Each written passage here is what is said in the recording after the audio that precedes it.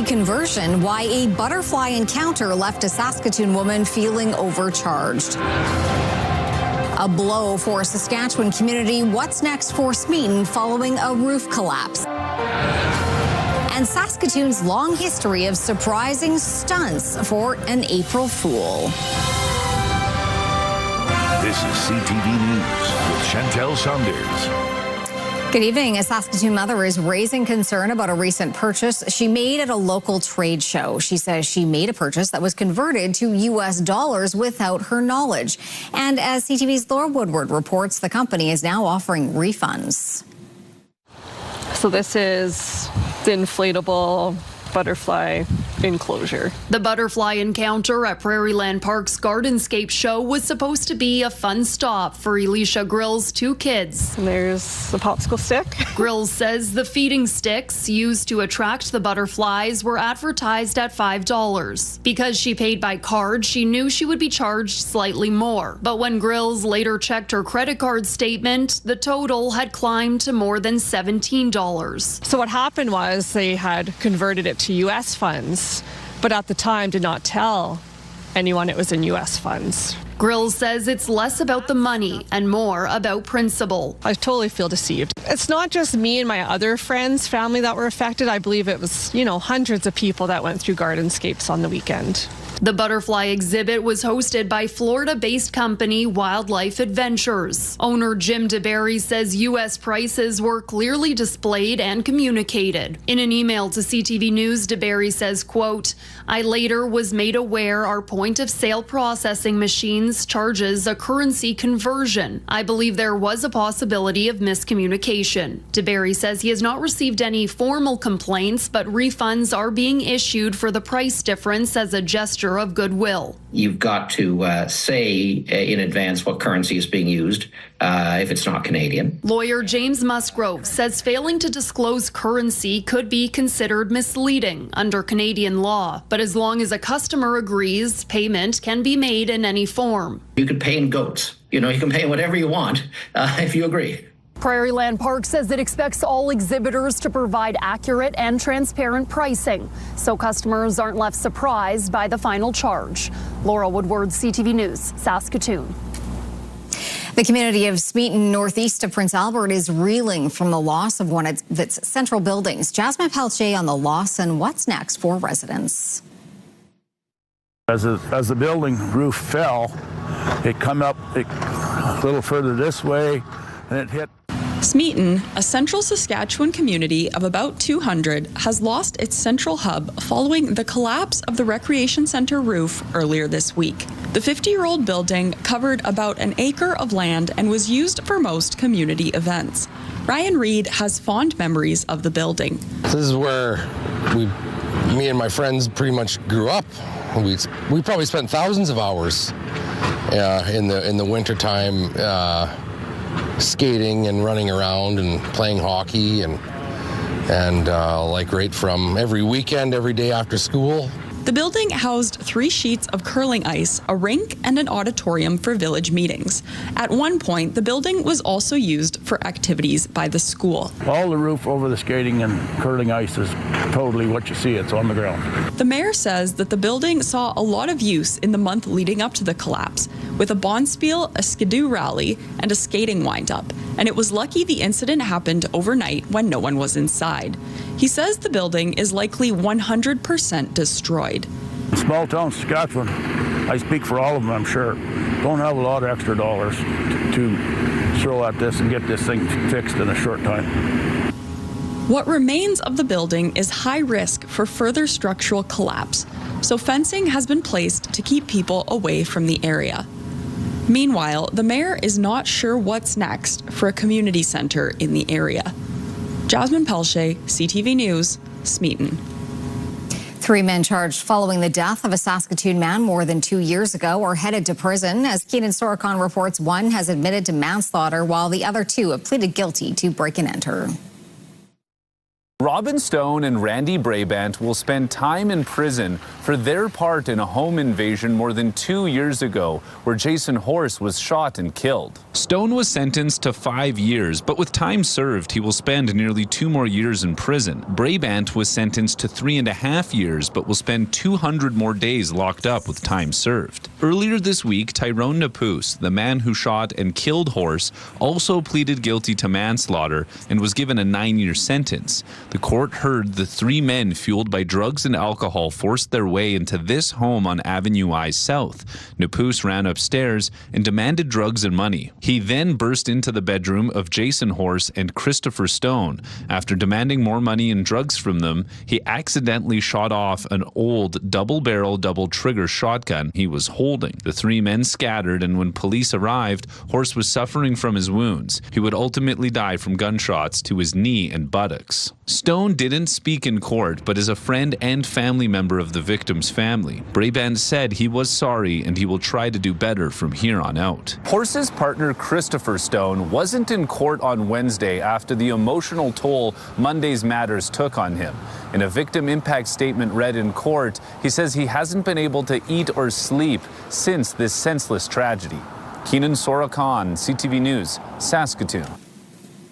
A 67-year-old inmate serving time at Saskatoon's Regional Psychiatric Centre has died. The Correctional Service of Canada says Dexter Burns died yesterday of apparent natural causes. He had been serving a life sentence since February 23, 1984. An investigation into his death will be conducted, as is the case with any inmate who dies while in custody. A man is facing charges following a drug bust last week. This is what was seized when Saskatoon police executed 2 search warrants, one on Willis Crescent and the other on 7th Street East. Cocaine, fentanyl, meth, and more than $31,000 of cash was taken as evidence. The 34-year-old man is facing charges related to drug trafficking and possession.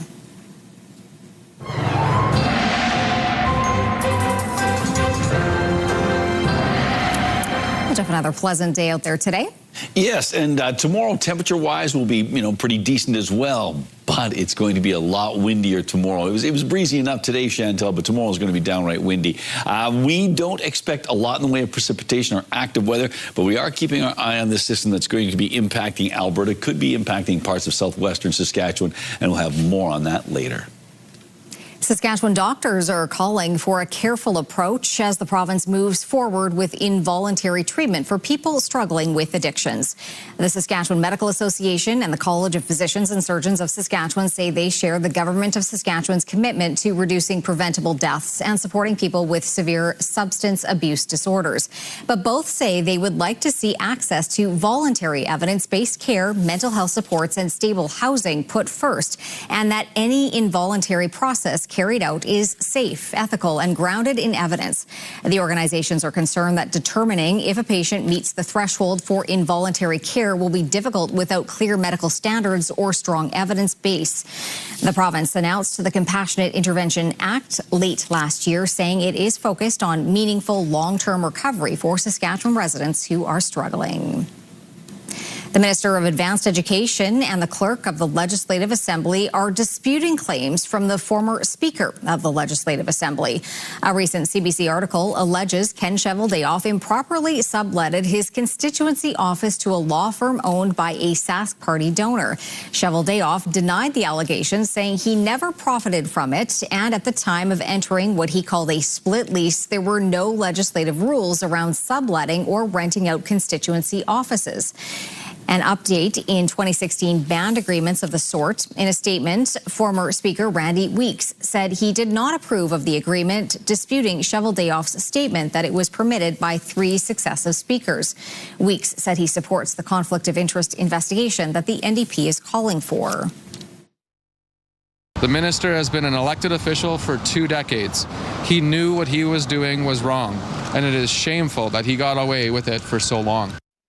In a statement, the Clerk of the Legislative Assembly said, as a matter of process, all former speakers were made aware of Cheveldayoff's lease arrangement and that he was not instructed to alter the arrangement until 2024. Cheveldayoff echoed the confirmation from the clerk and said he has always been transparent about his arrangements with Legislative Assembly services. The provincial government formally handed over services previously provided by Animal Protection Services of Saskatchewan today.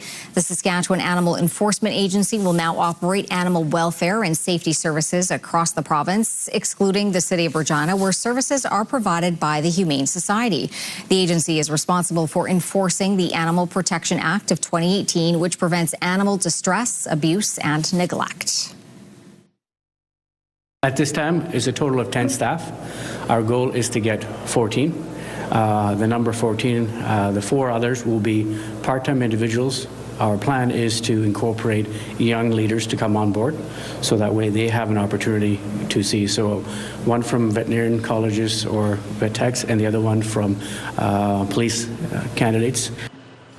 Members of the public can report suspected animal cruelty or abuse to the SAEA. Saskatoon students are putting their science skills to the test this week as the 2026 Saskatoon Regional Science Fair brings together young innovators from across the region. And as Carla Shinkarek shows us, it's more than just experiments. It's a chance to spark future careers. And it could inspire students to be chemists in the future. That's one of the things Jack Jeffrey hopes his project will do. His is just one of 19 projects representing Saskatoon and surrounding area schools. And while these may just look like trifold boards and experiments, what's actually happening is highlighting STEM learning in action, which stands for science, technology, engineering, and math. Look further in what they do in every single day and connect that back to science and STEM, because I think science and STEM is so interesting and can apply to everybody. Students from grades 6 to 12 took part in the Saskatoon Annual Regional Science Fair at Caswell School. It's like a kind of competition to see who has the best project, and it's cool to see everyone's projects. Topics include things like environmental studies to engineering designs, all judged on creativity, scientific method, and real-world impact. Event co-chair Kelsey Knobloch has been involved for 12 years and says when she started, projects were focused on issues like microplastics or water systems, topics reflecting the times. And as time has gone by, it's become a lot more tech-related, a lot more robotics, AI, machine learning, mapping DNA. There were also representatives from the business and university communities on hand showing the work they do. So I use 3 sensors. More experienced students like Quinn created an early detection system for hypothermia. She's happy with the responses. I think they're really surprised because it can definitely be applied in day-to-day life. So 3 projects from this science fair will move on to the Canada-wide event in May, where there's scholarships and lots of cash prizes up for grabs. So how do you think you're going to do? I think I'm going to do okay. I don't know, because there's so much good projects here, right? So hopefully, I'm hoping for the best. And building on all this work, this student is eyeing up a career in medicine down the road. Carla Shinkarek, CTV News, Saskatoon. Hundreds of families are receiving a little cheer as we head into the Easter weekend. A sea of bags filled the Hugh Cairns VC Armory on Ottawa Drive this morning as part of the Canpotex Cheer Crate program. Each crate is valued at $100 and includes essential food items, books, personal items, and activity kits.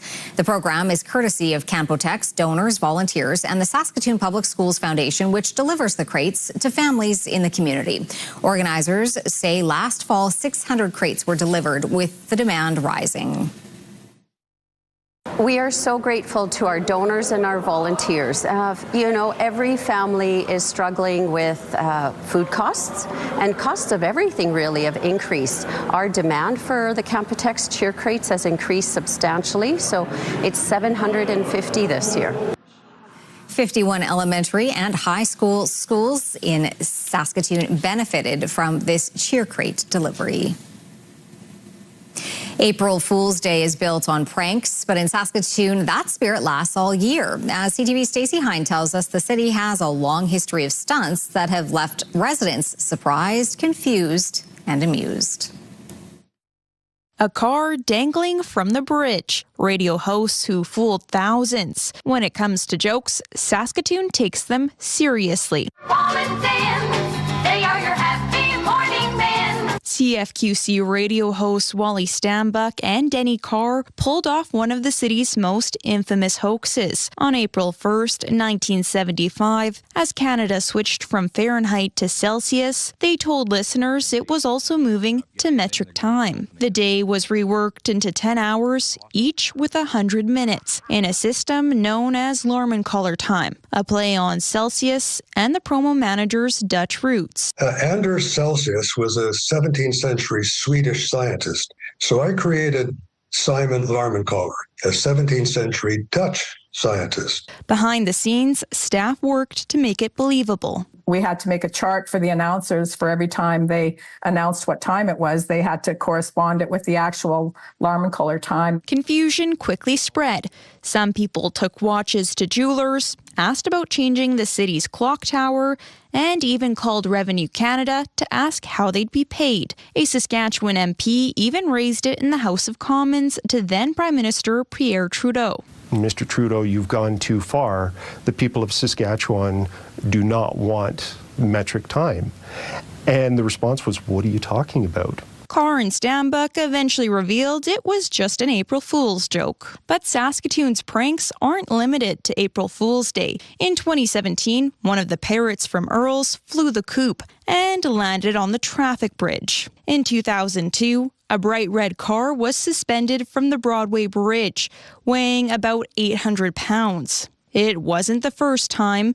In 1999, another red car was hung from the railway bridge. Many suspected engineering students were behind the stunts. It definitely takes a lot of ingenuity, and engineers definitely have that creativity to do something like that. In 2000, students placed a car on the university skywalk with a sign reading, "Nowhere else to park." And in a long-standing rivalry, it was even placed on top of the College of Agriculture. While many of these pranks are now a thing of the past, they're still remembered for the confusion, the laughter, and the reaction they sparked. Stacey Hine, CTV News, Saskatoon. Still to come, it's all systems go as history is made. Also, more musings from Donald Trump, what he's considering about NATO.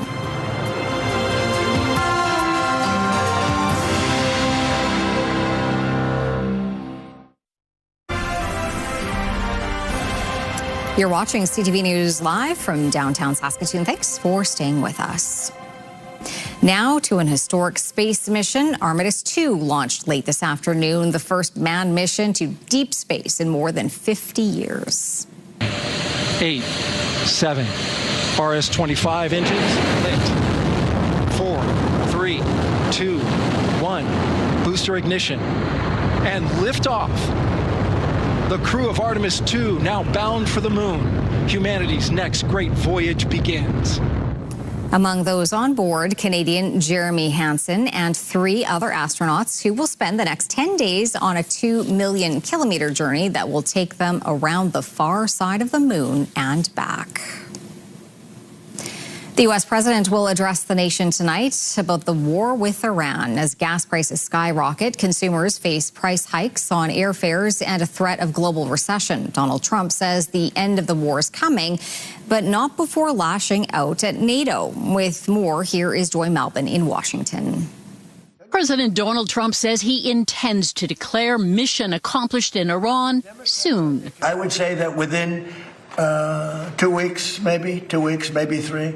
We're hitting them very hard. They are. The Pentagon says it's hit more than 11,000 targets, blasting Iranian vessels, damaging Iran's ballistic missiles, and decapitating much of Iran's senior leadership. Trump posted this morning, Iran's new regime president, much less radicalized, has just asked the U.S. for a ceasefire. We will consider when Hormuz Strait is open, free, and clear. But Iran's president was already president before the war. Tehran flatly rejects Trump's ceasefire claim, and Trump said it didn't matter if the strait was open or not. That critical waterway for global oil and shipping blocked by Tehran has sent oil and gas prices spiraling. If France or some other country wants to get oil or gas, they'll go up through the strait and Hormuz Strait. They'll go right up there and They'll be able to fend for themselves. We have nothing to do with that. It's no secret Trump is upset with America's allies. France, Spain, and Italy. Even the UK initially denied airspace and military support to Trump. This is not our war.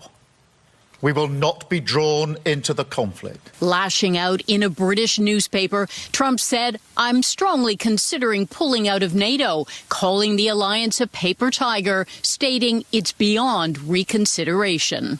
We are going to have to re-examine whether or not this alliance that has served this country well for a while is still serving that purpose, or is it now become a one-way street? If Trump tried to pull out of NATO, he'd trigger a congressional and likely constitutional battle. The president telling Reuters he plans to criticize NATO tonight in his speech to the nation. Joy Melvin, CTV News, Washington. Meanwhile, there is a new battle brewing in the trade war between Canada and the U.S. American officials published a list of trade irritants with our country, pointing to the Buy Canadian policy as a thorny issue. CTV's Mike Couture has more on the issue. The country's iconic symbol of democracy will soon be protected by Canadian steel. During the next phase of renovations, the Peace Tower will be encased by steel scaffolding from Hamilton-based Walters Inc. But it may not have happened if not for the Buy Canadian provision. It would have been more difficult, and the chances are that much of the material, at least the raw material, would have come from the United States as opposed to from Canada. As of December of last year, the government mandated that publicly funded infrastructure projects should prioritize Canadian workers and industries. Even though the U.S. has a similar provision, the American trade representative cited Canada's version as a trade irritant. The Minister for Canada-U.S. Trade downplayed the list of irritants, saying talks are continuing. There was a high-level meeting this week in Washington between senior officials from Canada and the United States to discuss these and other issues. So none of this is surprising to us. The removal of American liquor off many provincial store shelves is also on the list of irritants, as is Canada's Online Streaming Act and the supply management system, which restricts the import of American dairy, poultry, and eggs into this country. Meantime, Mexico is seemingly further ahead in trade negotiations with the U.S., engaging in technical discussions with the Americans. I think the Canadian government is stalling for time. They think that Trump, my guess is they think Trump is weak. They want to sort of see if they can get this deferred into the midterms. Minister LeBlanc says he'll continue to speak regularly with his American counterparts about the CUSMA review, even as the deadline to decide the deal's fate is just 3 months away. Mike Couture, CTV News, Ottawa. The governments of Saskatchewan and Manitoba are among those being sued by convicted sex offender Peter Nygard. The former fashion mogul was charged in 2023 with sexually assaulting and unlawfully confining a woman in Winnipeg in 1993. Those charges were stayed in October after a judge ruled records of police interviews with the complainant in 1993 were destroyed without justifiable reasons, violating Nygard's right to a fair trial. Prosecutors had decided not to lay charges in 2020, but the Manitoba government later forwarded the investigation to Saskatchewan Justice for an independent review, and Nygard was arrested. To the statement of claim, Nygard's lawyers alleged 2 women, including the complainant, made defamatory statements. The Manitoba government acted improperly and police were negligent. The claims have not been tested in court, and none of the defendants have filed statements of defense. In 2024, Nygard was sentenced to 11 years in prison for sex offenses in Toronto. The U.S. Congress will host a royal visit later this month. The king is scheduled to address a joint session on April 28th. The monarch and Queen Camilla will be in the U.S. on a visit to mark the 250th anniversary of America's independence from British rule. The couple will also attend a banquet dinner at the White House that day. It will be the first state visit to the U.S. by a British monarch since 2007.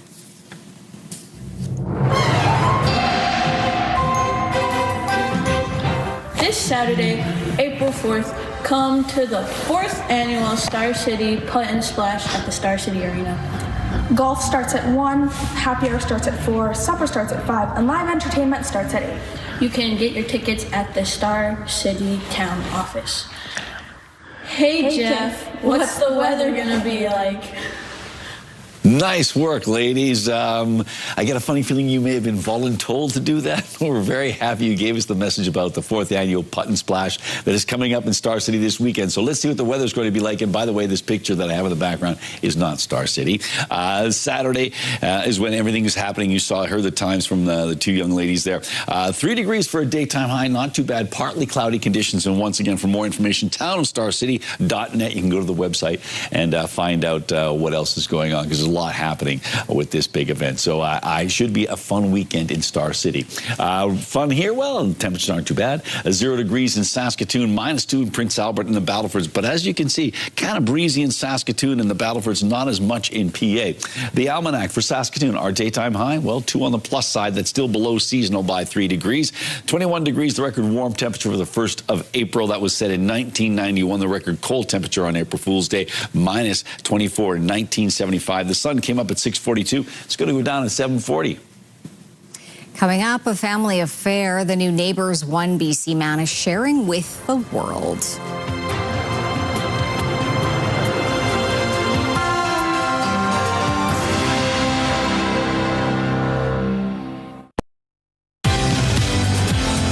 Game 4 goes tonight in all WHL playoff series. Thursday on Your Morning, can the PA Raiders sweep aside the Rebels? Plus, highlights from the Pats and Blades.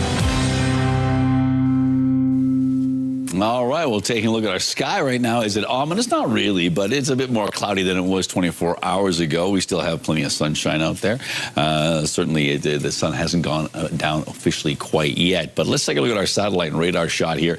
A lot of active weather in the U.S. of A., and some of that will be making its way into British Columbia. We'll keep our eye on that. And quite a messy situation en route for parts of the Great Lakes region and ultimately out to Atlantic Canada. We'll talk about sort of that situation if we have time. 0 degrees for Saskatoon, -2 in Prince Albert, the same in the Battlefords right now. Quick look at our hot and cold spot. That was Maple Creek today at 11, -21 the cold spot. That was in Collins Bay. Around the province we go at this time of night. The 0 degrees in Lloydminster, 6 in Swift Current, 1 in Moose Jaw. It's also 0 in Regina and Estevan, -3 in Yorkton. Into central Saskatchewan and parts of the northern Green Belt. Temperatures ranging 6 degrees from -3 in Melfort to +3 in Kindersley. A lot of places hanging around that 0 degree mark, slightly higher, slightly lower. And then we make our way up to northern areas, -8 degrees in Stony Rapids, but we're on the plus side in a few locations, or at least a couple of locations.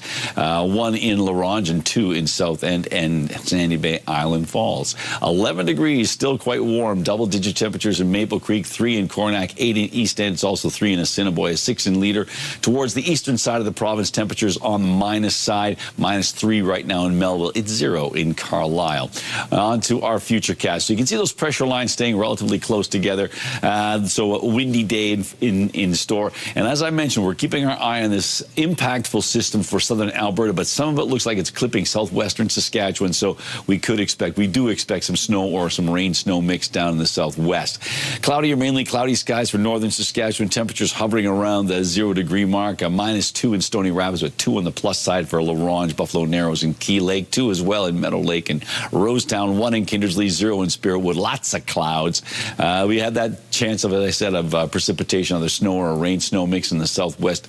Maple Creek at 2 degrees, so is Leader and Outlook. 1 in Speedy Creek. 1 as well in Yorkton and Regina and Estevan, and Moose Jaw in at 2 tomorrow under cloudy skies. Lots of clouds for east central Saskatchewan. 1 degree in Melfort, -1 in Watrous and Humboldt, and a high of 3 in Hudson Bay. For the Battlefords, dropping down to -5 tonight. A slight chance of some flurries. Cloudy skies tomorrow, a bit breezy. And then we have 3 degrees on Good Friday. Saturday, 5 degrees, 1 for Easter Sunday, and 1 as well on Monday. A chance of showers on Tuesday.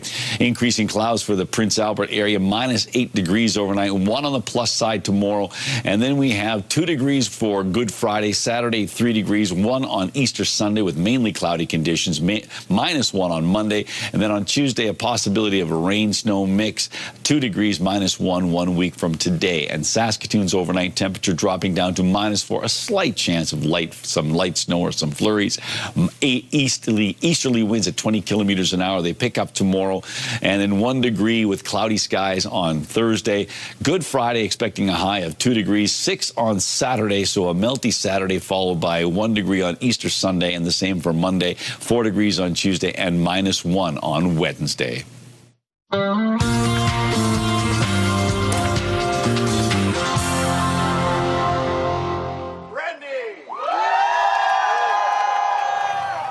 Singer and actress Brandy has received a star on the Hollywood Walk of Fame in the recording category.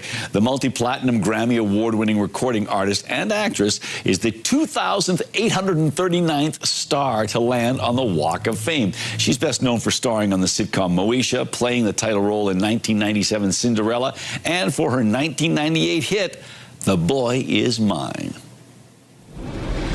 Megan Thee Stallion was hospitalized after becoming very ill in the middle of Moulin Rouge Broadway's performance on Tuesday night. A statement from her spokespeople said she was taken to hospital. She later took to social media to explain she had been pushing herself past her limits lately. An understudy stepped in Tuesday night for the rapper, and the show continued. Megan says she was released from hospital and is resting. Thank you so much for making my dreams come true, and especially thank you to you, Europe, for making my dreams come true. Love is the strongest. The musical spectacle Eurovision is branching out, holding its first Asian edition in Bangkok later this year. The main gala, run by the European Broadcasting Union, draws more than 100 million viewers every year. The new event has already confirmed artists from at least 10 countries, including Thailand, South Korea, the Philippines, and Cambodia. More are expected to join in the finale in November. Well, Jeff, you were out at the Broadway Theatre earlier today. That's right. It was a preview of a coming attraction. While he wears many hats in his professional life, usually when we're speaking with Craig Sullivan, that's as a pop culture commentator, and we're often talking about other people's movies. But today, we're talking about his movie. Congratulations on How Chi. Thank you, yes. So, in a nutshell, what is How Chi? So, Saskatoonians of a certain vintage, around 1996 or so, would remember the Great Buffet of China How Chi commercial, where a bunch of Caucasians mangle this Chinese word, urging everyone to come down to the Great Buffet. Of course, it was viral before viral was a thing, because it was in such heavy rotation that we were sort of beat about the face and neck with it over 2 years. So the story has had interesting threads since then. It's 30 years old now, but it had interesting repercussions, positive and negative, for all the people involved with it at the time. But also recently, in the last few years, it's cropped up virally in as far away as Vancouver and as far away as China. So, you know, it's this thing still has a life of its own. So I thought I would tell that story. All right, we're looking forward to those stories. What time do Kings get rolling here? It's tomorrow night, right here at the Broadway Theatre. Yeah, tomorrow night, Broadway Theatre, 7 p.m. The movie itself is about 50 minutes long, and then we're going to do a Q&A with a handsome man named Jeff Rogstad, with myself and maybe some of the cast of the movie itself. All right, it's going to be a fun night. How Chi, the documentary, right here at the Broadway Theatre. Thanks, Craig. Thank you, Jeff. All right, time for Pick of the Day, and you've got a bonus photo, I do indeed, but let's start off with this one. Comes from our classic country music friend in Prince Albert, Larry Krause. I call this winter hanging on for dear life. So you can see that hunk of snow just sliding off the top of the roof there. And he says, this is here up at the Rafter KP outfit, looking down the gas line trail. Have a good one. You have a good one too, Larry. From Joan, early morning company as I get ready for the day. Wiser looks on. I'm not sure if Wiser's being stoic or if he's sad, but that is a great shot. Thank you, Joan, for sharing that. And from Michael, this is what happens when you fall into a snowbank with your wife. That's good. I would like to know what happened afterwards, too. That would be interesting. So thank you, Michael, for sharing that one. And finally, well, we'd like to say thank you so much. We had a staff association luncheon today, and Brooklyn, someone very close to our news manager, sent over a custom cheesecake. And what a cheesecake it was. It was delicious. So thank you, Brooklyn. And thanks to all of our people who submitted pictures. And if you'd like to share one with us, all you have to do is send it to cfqcnews@ctv.ca. Please put Pick of the Day in the subject line, and you can scan the QR code for more information. Still to come on CTV News, from a bird's eye view, the feathery friends keeping a BC household company.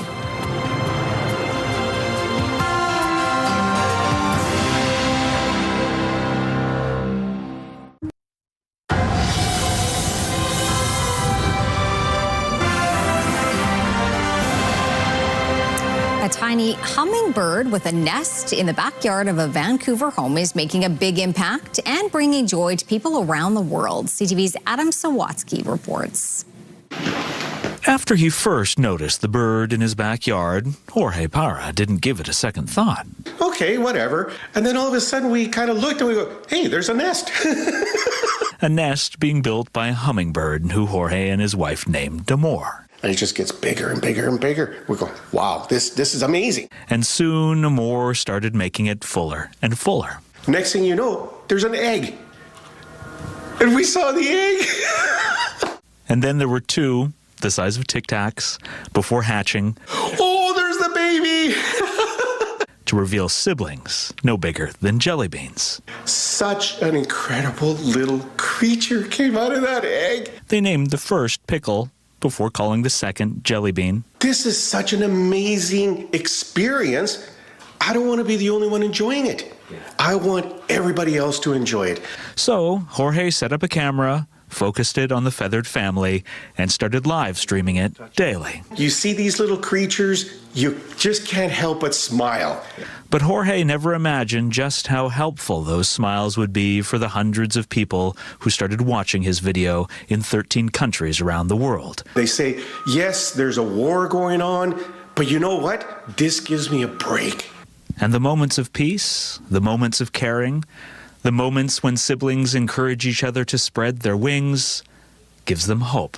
Forget about all the bad stuff and just watch nature, watch beauty, watch life grow.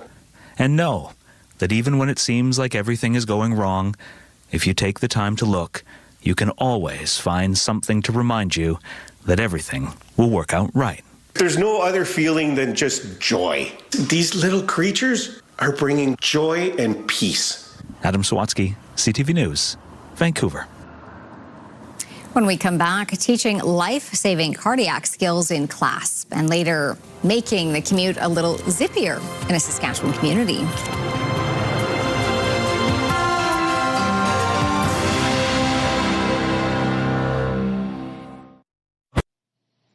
Welcome back. Time to check in on the rural forecast for Thursday. And right now, temperatures are looking like they're going to be, yes, below seasonal, but at least above zero in most locations, or at least that's the way it's shaping up right now. But barely. 2 degrees in Meadow Lake and Outlook, 1 in Lloydminster and Kindersley, 0 in Spiritwood, -1 in Watrous. We have 3 on the plus side for Hudson Bay and -1 as well in Wynyard. Let's make our way down south. Does it warm up? Yes, but not by a lot. And as I mentioned earlier on, that system in Alberta that's really going to be dumping a lot of snow there, it looks like it's clipping southwestern Saskatchewan, and temperatures reflect sort of the cool side of that situation. Coronach at 3 degrees, 0 in Carlisle with a possibility of flurries there as well, 1 in Kenora and Broadview and Pilot Butte. So lots of 1s and 2s on the maps there. And now let's take a look and see what we've got for Springside. Well, Springside expected to hit 1 degree tomorrow with cloudy skies, winds out of the east at 20, so not a particularly breezy day, but you will notice a little bit, and we can remind you that Springside is where internet plans of up to 1 gig are available from SaskTel. Beginning next school year, Saskatchewan students will have the opportunity to learn skills which could one day save a life. The Ministry of Education has partnered with the Heart and Stroke Foundation to introduce CPR education to students grade 8 to 10. Heart and Stroke says this is an important step to building a new generation of lifesavers who will be confident if a cardiac emergency ever arises. CPR education has been accessible to some schools, but not every school. There's been a lot of disparities in that access. Our cardiac crash program helps to reduce those barriers to accessing CPR education to make sure that it's available across the province to any student. It's not meant to be the full CPR certification, but rather teaches students the very basics of how to do CPR, how to use an AED, and how to save a life. The cardiac crash program will be no cost to school divisions who choose to participate. Estimated costs for extending the life of Saskatchewan's coal power plants are now estimated to cost $2.6 billion. That's according to SaskPower's written submission to the Saskatchewan Rate Review Panel. External consultants came to a figure much higher than the province's initial $900 million estimate. SaskPower said in the report that extending coal wasn't chosen as the most cost-effective option, but instead as a strategic move for energy certainty and security. The move is expected to save the province $21 billion by 2050, according to the Crown. There are reports that Elon Musk's SpaceX will go public in a few months. Mirella Fernandez has more. Several media outlets say the largest stock market debut ever could happen in June. The draft registration could see SpaceX valued at $1.75 trillion. It would be the biggest ever listing. The last IPO that came close was Saudi Aramco, Saudi Arabia's energy company, in 2019. It was valued at $1.7 trillion. SpaceX designs and manufactures rockets and spacecraft. Here are the closing numbers for the day. The Canadian dollar is down to 72.01. West Texas Intermediate is down over $1 to 112. Western Canadian Select is down over $3 to 80.14. And the TSX gained another 189 points today, now sitting just under 33,000. Those are your business headlines. I'm Mirella Fernandez. Turning to local gas prices now, the average price in Saskatoon is currently $1.72.5 a liter. That is up. The lowest price in town is $1.64.9. On Saskatchewan markets, Cameco was up $3.14 today, and Nutrien finished the day at $103.60. Coming up, welcoming a fresh start while making waves. Then a new way to get from one place to another while having some fun.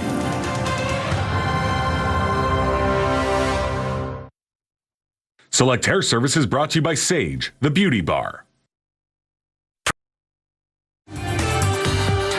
Stay with us for another great night of television starting tonight at 7 with The Masked Singer. Well, in Japan, April 1st kicks off a time widely regarded as a fresh start. And 5 new recruits took part in a unique welcoming ceremony at an aquarium in the city of Toba. They dressed in business suits and carried oxygen tanks as they joined fish and corals in one of the tanks. The group received letters of appointment and will soon begin work as aquarium keepers. The attraction houses more than 1,200 species and has been holding underwater welcoming ceremonies for nearly 20 years. That's a cool tradition. Yeah. Yeah, there you go. Konnichiwa. A fresh start. Absolutely. All right, some news from the city of Warman to bring you tonight. Is it breaking news? It's pretty new news. Okay, so just double checking. We are hearing that the city of Warman is going to help seniors get around with a little bit more zip. Seniors only zip line has been approved in the city. It says there are some who may have physical challenges or issues getting transportation. So hopping on the zip line is going to help them not only get around, but as you can see on these people's faces, they're going to have some fun. The guy's having fun. I'm not sure if the lady is having fun. Well, I think she's going to have fun. But anyway, they've released this plan. They've mapped out where this 19-kilometer zip line is going to run. It's going to be made of galvanized steel aircraft cable and be 20 meters off the ground. The city says it actually was entertaining the idea of like a hot air balloon, but that would mean weather could be a factor. And you'd have to help out with that. Wow. And they were also contemplating shooting seniors out of cannons, but said, quote, a number of the dummies we used during testing missed the mattress that was positioned at the end of the block. So zip line it is. Okay, well, right? That cannon thing might have been fun to watch a couple of times. Yeah. You know. And just in case you believe us, this was their yearly April Fool's joke. So they always come up with fun ones. They do No indeed. zip line, though. Yeah, well, no. And 20 meters off the ground, that's a pretty good height for a zip line. That would explain the woman's face in that photo. I guess Maybe? so. Let's take a look and see what we've got going on with tomorrow's weather.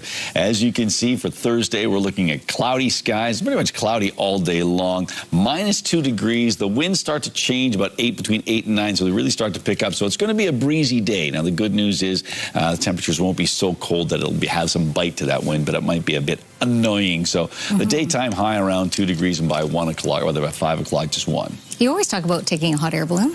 You should float the idea. Yeah, sure, why not? Get on Exactly. Around the world in 80 days. Yeah. Just call me Phileas Fogg. Like yeah, that. there you go. Yeah, something like that. Thanks for watching.